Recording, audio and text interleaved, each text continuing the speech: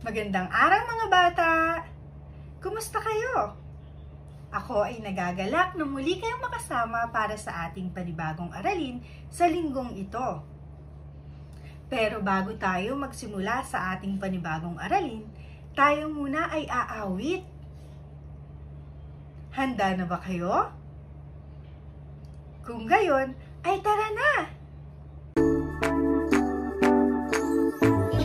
Ibang hugis ay makikita sa iyong paligid ay hanapin na. Pag-aralan ng bawat anyo nila, iba't ibang hugis ating aralin na. Ang tagsulok may tatlong sulok. Parisukat may apat na sulok. At ang gilid ay apat na pareho ang sukat. Parihaba ay iba. Dalawang pares ng gilid, mas mahaba ang isa. Bilog ang bilog, walang gilid at sulok. Pag ginuhit ay paikot. Iba't ibang hugis ay makikita sa iyong paligid ay hanapin na. Pag-aralan ng bawat anyo nila, iba't ibang hugis ating aralin na. Handa na ba kayo para sa ating panibagong aralin? Kung gayon, ay tayo nang magsimula. Ang ating aralin sa araw na ito ay tungkol sa mga hugis. At ang mga hugis na pag-aaralan natin ngayong araw ay hugis bilog, hugis tatsulok, hugis parisukat, at hugis parihaba. Mayroon akong inihandang mga larawan na hugis bilog, tatsulok, parisukat, at parihaba.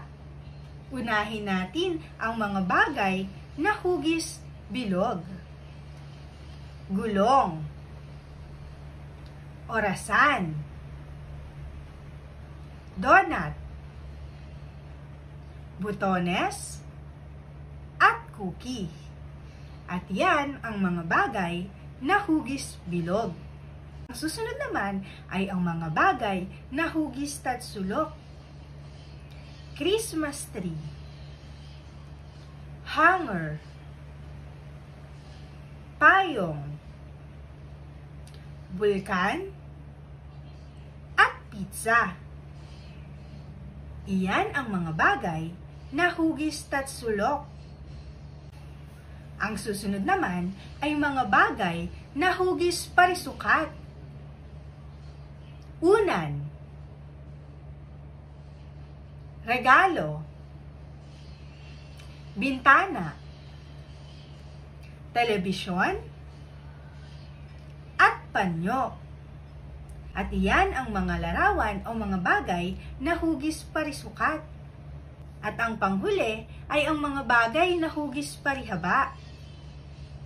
Pinto, sobre, watawat, pisara, at tsokolate. At iyan ang mga bagay na hugis parihaba.